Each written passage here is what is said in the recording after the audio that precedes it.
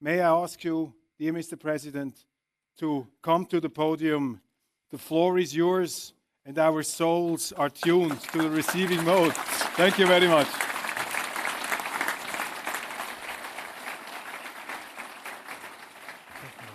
Thank you. Thank you.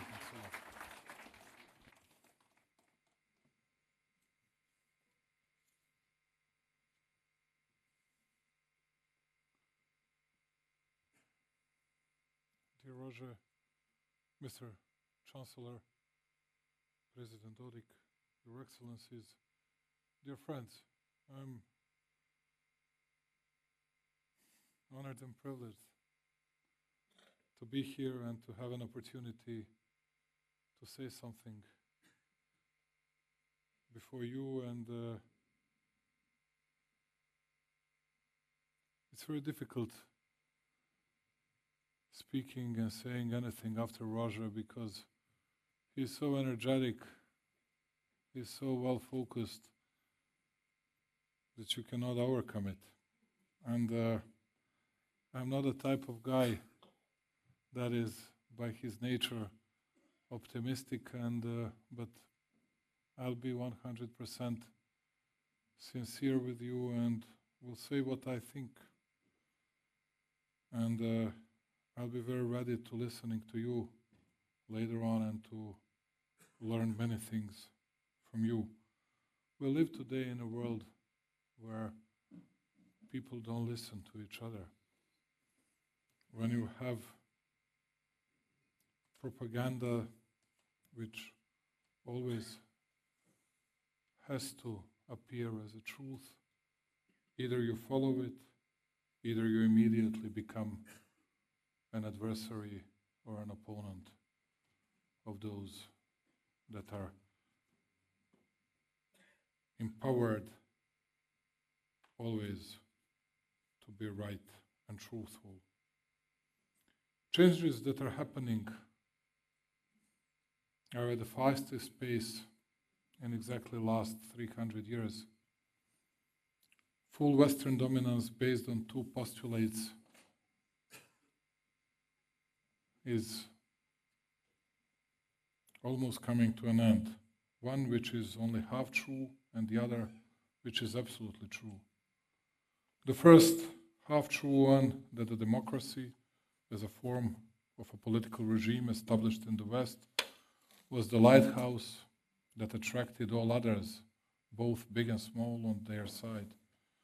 The other one is that China and Russia had missed the first industrial revolution and maintained for a long time in force the feudal order that could not bring economic prosperity. Quite the contrary, it led to huge dynastic conflicts and lagging behind of those nations.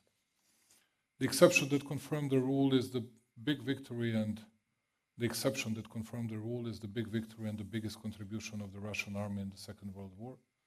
But the Soviet Union and Russia, apart from the victory against Nazism, could offer to the rest of the world neither higher living standards nor free social thought.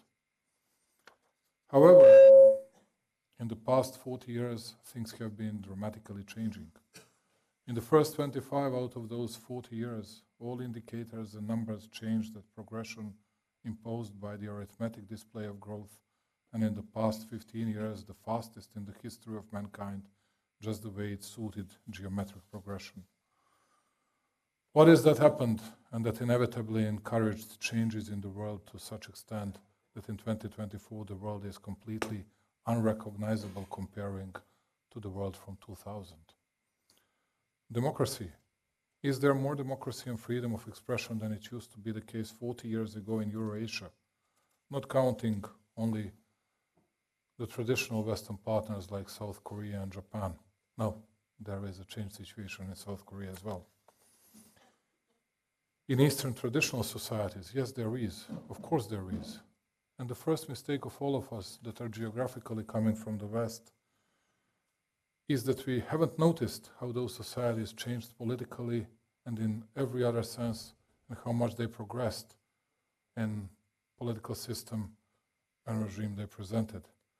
Actually, we have never wanted to accept their progress, because only one flag of democracy can fly on the Earth's hemisphere, and it is the Western one. Non-recognition of their progress in democracy would be the first mistake of our Western world. The second, even bigger mistake was the one that we lied to both ourselves and them, that we wanted them to accept the same model and supposedly the same values. And you know, all of us that are on EU path, we always hear two words. One is values, and another two words, merit-based. Whenever you ask them, okay, what are the values at the beginning of accession process, the main word was market economy. It was everybody wanted to reach the level of a real market economy because we used to live in a self-managing socialism period of time, but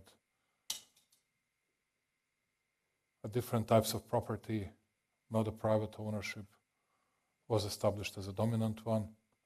And we wanted to belong to that type of market economy, which was a prerequisite for the real democracy, for the new political system we wanted to build, but for the better and more efficient economy as well. At the end, what happened just a few years ago, and here in Switzerland, I got it as a final news. 2015, we started listening from many different circles in the West, okay, market economy is not anymore the basic value of our societies. We should now defend our markets with new tariffs, with protectionism, and that flag, market economy flag, was taken by Chinese. And I was coming to Davos for the last 11 years and was listening very carefully President Xi Jinping's words in 2016, if I'm not mistaken. And he exactly took a flag of market economy from the Americans and from all of us from Europe, saying, okay, we are embracing globalization and market economy. And everything went and turned upside down. All of a sudden, Chinese, because they had an eye of a tiger in the recent decades, they wanted to change themselves, they changed themselves, they became very successful in their economic model. They accepted all the regulations, all the rules of the West, but when they started jeopardizing our economic successes, we said, now it's all about protectionism because we have to remain dominant and we're going to change the rules. And now the only discussion that we have about economies, it's not how to boost our growth rates. Nobody discusses that. How are we going to secure better loans for our companies and at the same time not to put in jeopardy stability of our public finances? Why our public debt to GDP ratio is around 100% is going to be at the end of this year, speaking about Eurozone. In Serbia, it's a bit better at least. When we speak about this issue, it's 46.4. But what we're going to do, because if next year it's going to be once again 0.7 growth rate of Europe, or 0.8 or 1.1, whatever we might say about China, India, many Arab countries, United States of America, they're going to have either twice, either 5 times or 6 times bigger growth. We cannot follow them anymore. But we have no ideas. The only idea we all have is what kind of tariffs we're going to put against the other guys. And now the main discussion is Trump going to put these tariffs on China, on Mexico, on Canada, on Europe, or against all of them? And how Europe will overcome all the difficulties with China, because they cannot resist to both the United States and to China, and how Trump will accept the fact that United States, they have a deficit in their trade exchange with Europe of 132 billion, and he's, as a matter of fact, which is true, very much security protector of Europe, and what he's going to do. And now we have thousands of open questions, apart from all these wars that are taking place in our hemisphere. And it's very difficult to find solutions. And then here, it's easy, of course, to analyze it, having all these data, all these figures like I'm doing today. At the end, before I start saying a few words about Serbia, and don't worry, I'm not going to criticize anyone else in our neighborhood who would like to act differently comparing to the others from the Western Balkans. And I know that at least you in Switzerland are fed up with all of us, speaking our stories, revealing the truth from the past and everything else. I know it. And you know it even better than I do. What I wanted to say is that the real issue for us is what we can do in order not to worsen the situation in the world. We have now this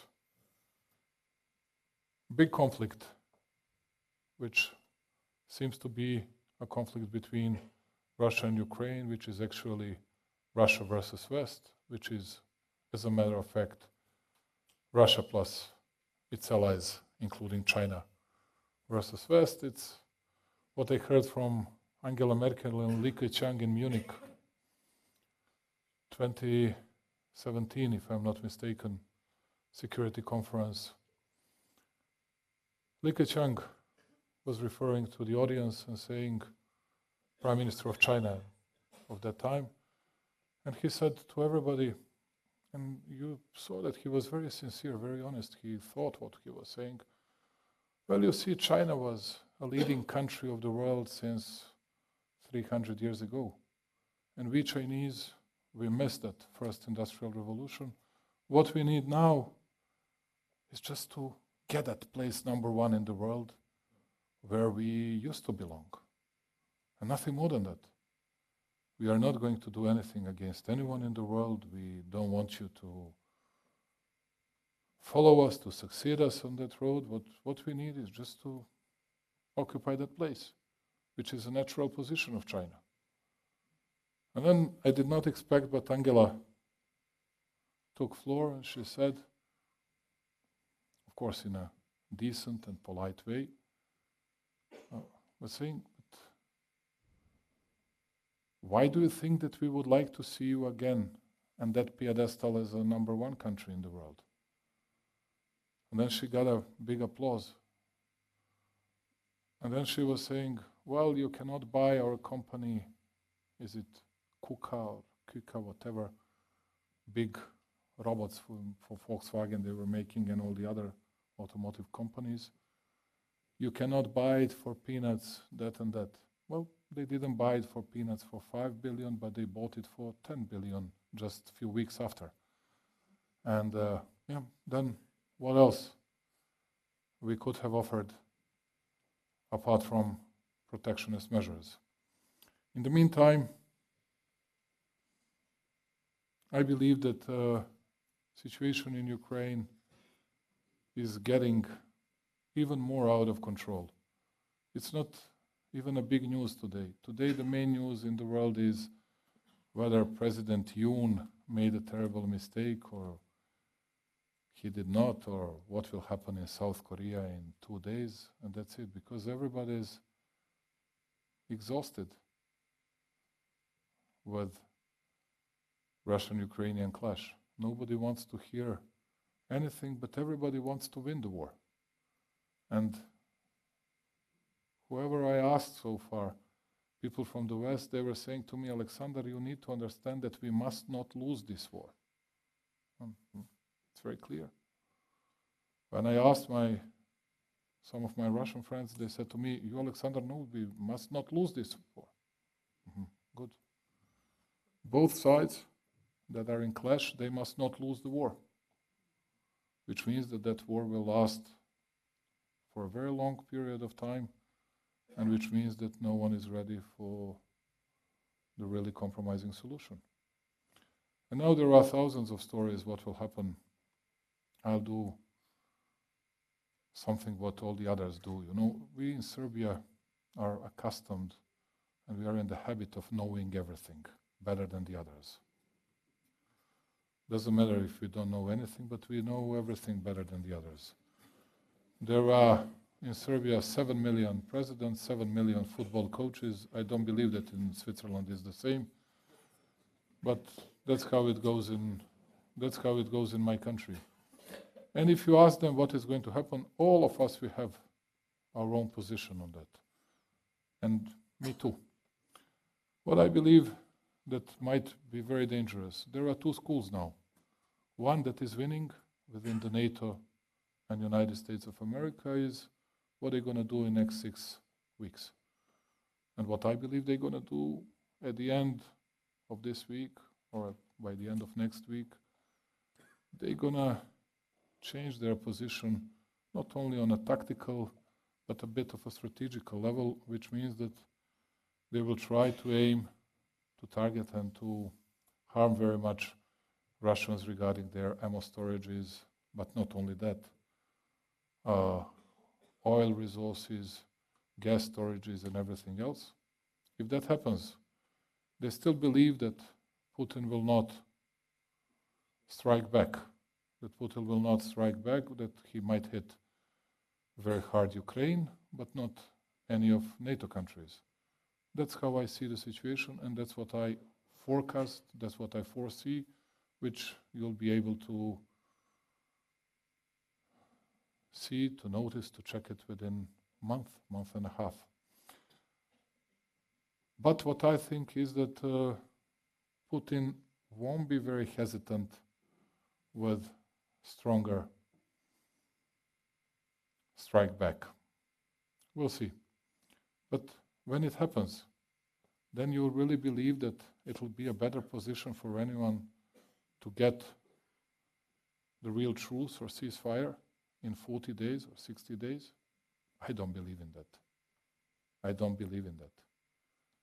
And my proposal in the recent meeting which we had in Budapest, that European political community, I was saying in the presence of President Zelensky, was the only one who was saying that, which is not strange, that I think that we should set a truce, cessation of fire, whatever. As earlier we stop it, well, at least you all will have to sit and to try to attempt to resolving this problem. And I saw that President Zelensky was not very happy with my openly imposed proposal. After 2.5 years, I spoke to President Putin by telephone, and I don't believe that he was. We just in 3 sentences discussed Ukrainian issue, but I noticed that he was not cravingly trying to get at cessation of fire as well, which means that we'll have further escalation. And at the same time, waiting for miraculous resolution of a problem that will come from the White House. Sorry that I'm saying, and once again, acting like a prophet, which I'm not at all. That's not going to happen. That's just not going to happen. And I'm afraid of big disappointments that might come for all of us, which means that we'll have further deterioration of situation. In the meantime, I'm not sure that this peace established between Israel and Hezbollah and the others is long-lasting peace. I hope it will be the case, but I'm not certain about it. And at the end, I think that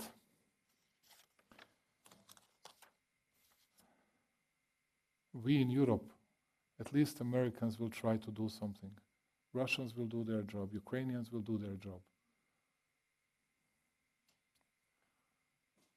But what Europe will do? If you ask me, I'm certain that Trump, after harsh comments against China, within 6 months will conclude a deal with China. At the end, the only real territory that he will go in political way against is going to be part of European Union or European Union itself.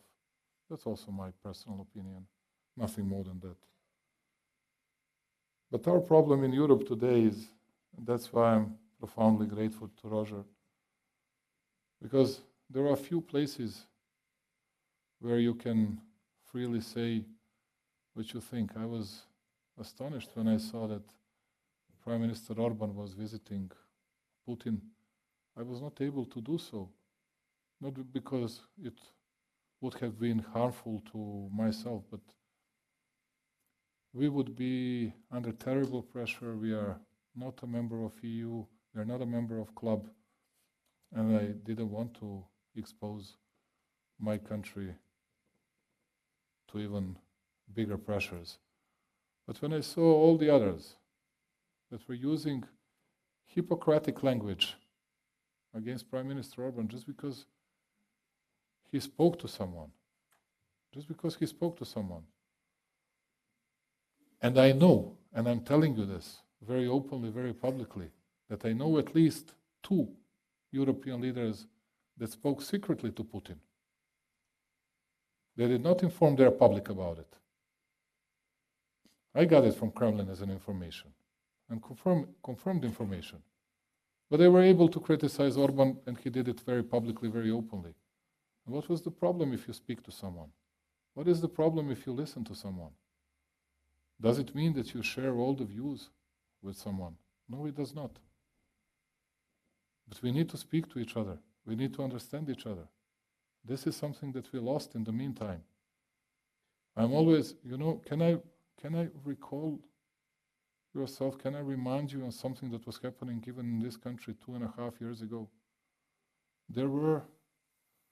Because Serbia strongly condemned an incursion of Russian army into the Ukraine, in the United Nations, OSCE, and all the other institutions.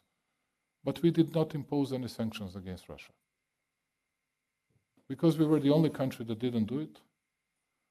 Even in this country, in all liberal medias, it was published that Serbia was getting ready because Vučić is Putin's puppet. It's not easy to direct someone with 120 kilos, believe me. And they were saying they're going to start a new war in the Balkans. They're going to attack Bosnia, they're going to attack Kosovo, they're going to attack whomever you want. And I was saying, no, people, it's not true.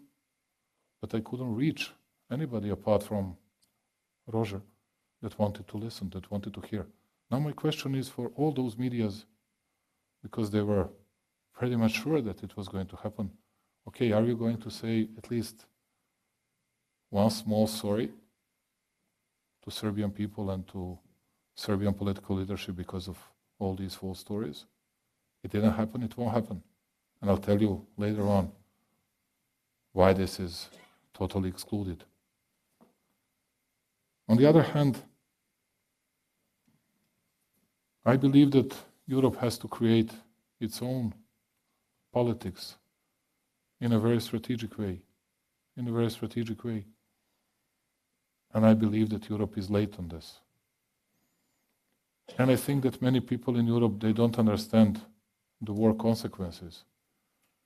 They still deal with the stuff in a way that we're going to survive this day, another day, and we'll see what the public audience will say about it, what they will comment, and how we can tackle it on a short term, and that's it. It's going to be worse than a hell if this continues. On the other hand, apart from market economy, which was the biggest value of our societies, now another one became a political one, territorial integrity and UN Charter. And I'm not going to speak only about Serbia. I'll just mention it. But what about our sufficient excuse? Leibniz, very famous German philosopher, used to use it. Sufficient excuse, sufficient reason to attack Iraq because of false allegation that they were possessing nuclear weapons. Who cares about it today? What's going on in Iraq? Does anybody of us knows? What was the reason that the West entered Afghanistan after Soviets left? And how it ended? Who was defeated? What was the case in Libya?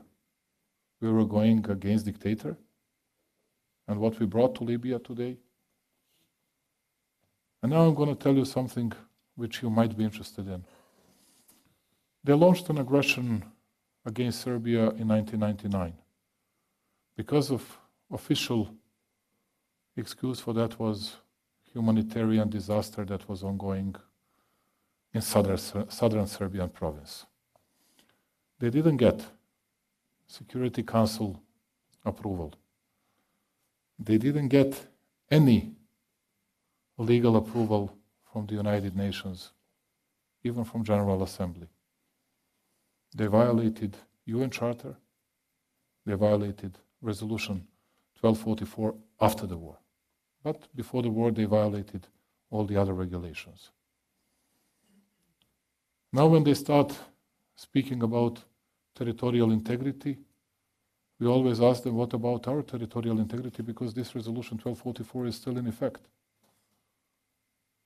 It hasn't been abolished or dismantled in the meantime.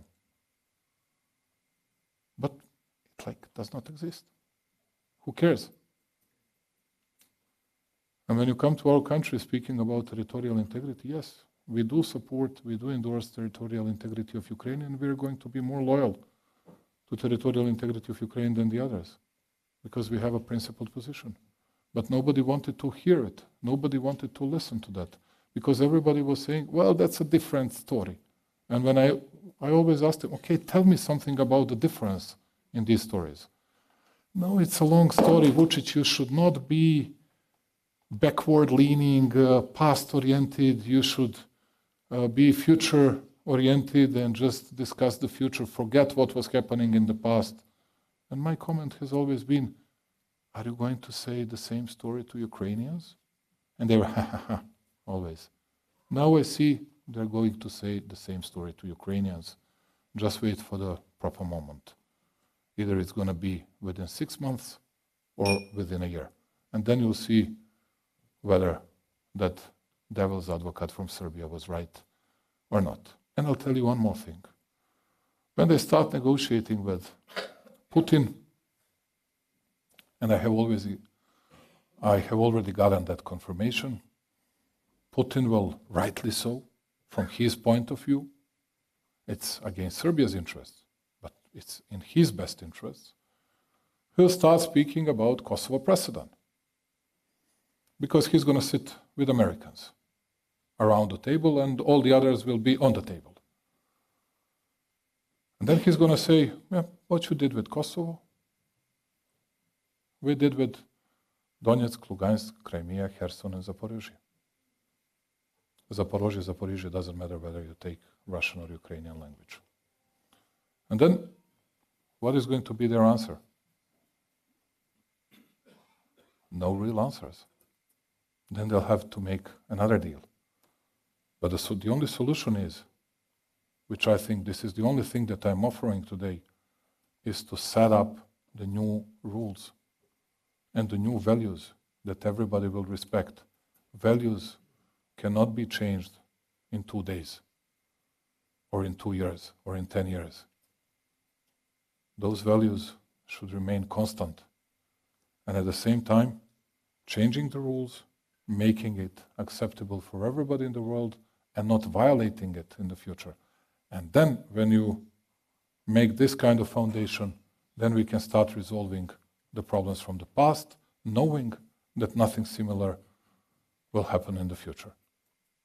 This is the only solution. There are no other solutions. And when I was saying this to Scholz and Macron and to Ursula, they said to me, well, Putin will not say this. He'll not use that.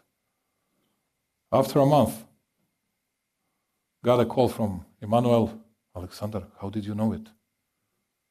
Even Chancellor Scholz was saying this to me. Yeah, he mentioned it. Ursula was saying, yeah, he was speaking about it. Of course he was speaking about it. He's a smart politician. He uses what you give to him. And you gave him something. You gave him an ace which was hidden in his sleeve, and that's good for him. It doesn't mean that it's good for us. To the contrary. But it's good for him. What is going to be American response to that? I'm not sure. I hope that, on the other hand, we'll have less Hippocratic approach towards some other values. It's not a big secret that big Western powers were interfering into elections all over the world. And always saying, democracy is when we win. If we lose, then it's not that democratic as we thought, as we want it to be. When the others learned lesson, including Russians and the others, when they started interfering into their elections, that was like a complete havoc, something totally forbidden and something very, very strange. And then, if that's the case, just act in the same way. And I put a lot of hopes into Elon Musk and Vivek Ramaswamy's work, as well as to Kennedy's work, and I hope that they will change something on that as well, because we need real principles and less hypocrisy. In the end, just a few words about Serbia's position. And as I said at the beginning, I'm not going to criticize anyone else in our surrounding. As you know, we are on our EU path. And today I had an important meeting with your business community. And you know, I was bragging ourselves a lot. And one smart guy at the end said to me, you know, it looks like a paradise when you depict it. It's not. It's not at all. We face thousands of problems. We are still a poor country. Our GDP in absolute numbers, with 6.7 million people living there, is 82 billion. But just 10 years ago it was 32 billion, just to see what kind of a progress we made in the recent years. But it's still very small, as you know, and it shows how much we need to work in a more diligent way, which is going to be very difficult. People want, in all our countries, all over Europe, they want to live better every single year and to work less. And I take always my personal example. This year I was working a bit less than last year, but I'm getting a bigger salary. If I didn't get it, I would say something against the state. And I saw the Swiss people started laughing when I was saying that, but it's true. We are all spoiled and conceited. We all want just to get out of the blue something that we did not earn. If someone is preventing that, this is the culprit. And having in mind the level of digital laziness today, that we spend almost 3 hours doing nothing with our cell phones, just wasting time, I don't know what we're going to do. And I'm happy that we got Ursula Reynolds from Switzerland to introduce dual vocational system. But it's really tragic how difficult it is, because you need to impose it. People don't want to accept it. And not to mention the other very difficult stories. But yes, we made an economic progress. We were number 3 or number 4, speaking about level of development in the region of Western Balkans. Now we are by far number 1, ahead of everybody. the lowest public debt to GDP ratio, speaking about the countries that are members of Eurostat, and the country with the biggest average wages, and also the most developed. Serbia means 50% of overall Western Balkans GDP, 55% of overall Western Balkans export, and 62% of overall Western Balkans FDI attraction. These are good things. Still, we'll have to do a lot regarding Rechtsstaat, rule of law, media freedom, many other stuff that is necessary to be delivered to our people. You know, you Swiss people, you had Landsgemeinde many centuries ago, and still we are not that experienced, but we know that we should always respect the rule of audiatur et altera pars, and that's why I'm profoundly grateful to Roger. Just to conclude this, 2.5 years we were under big pressure to align ourselves with everybody. And I was always asking our friends in Europe, okay, if that is so, why do you need our government? Why do you need any governments? You can just text us a message or sending an email, and then that's a decision. Because I still believe in a sovereign, independent countries that can bring decisions by themselves for the sake and for the benefit for their own people. And I think this is an irrefutably best stance and best position of one country. I am very much afraid that we'll have more and more difficult situation in Europe. Just for you to know, we have 85,000 people that are working in German companies. When they sneeze, when they cough, we got immediately pneumonia. And with their growth rate, it's going to be worse for us within 2 and 3 years. This year, we are number 2 country speaking about fastest growth rate in Europe. Next year, we might be even number 1 country with the level of growth rate, but it doesn't mean that it will remain so in 2 or 3 or 4 years. And this is why we are very much afraid. And I just believe that Europe should make some more strategic decisions than it used to be the case. And I believe that they will be able to do so. And I'm very happy that you were very kind and very patient, and that you listened to me.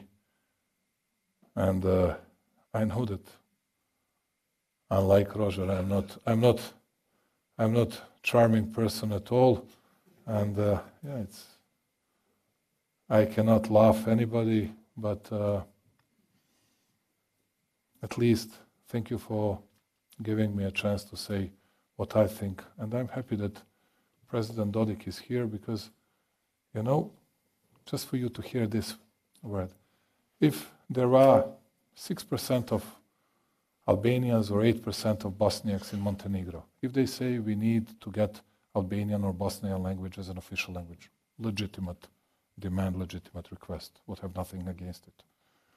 But if Serbs would say, and there are officially 32% of Serbs living in Montenegro, if they say we want to have, and Serbian language is spoken by 52% of people, we want to have Serbian language as an official language. Come on. Well, don't be backward leaning, you know, you should change your focus. And I listen to them.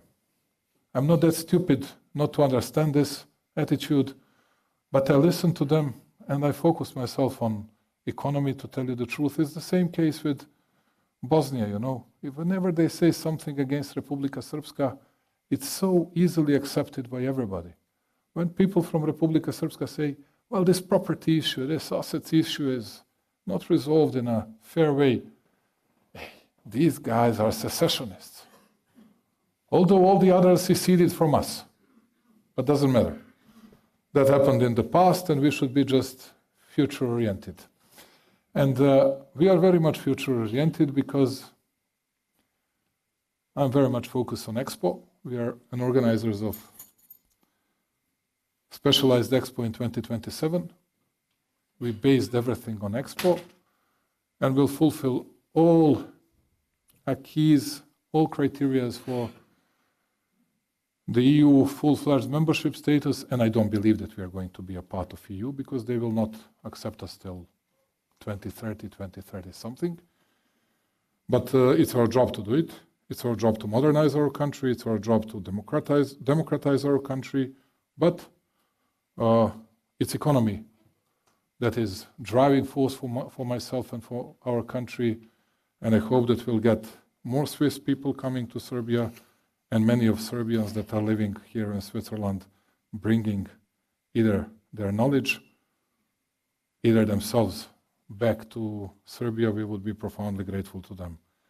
And at the end, economy always wins, and I believe that you Swiss people know it better than the others in the world. Dear Roger, thank you very much for listening to me. I was really honored and privileged to have an opportunity to refer to you. Thank you.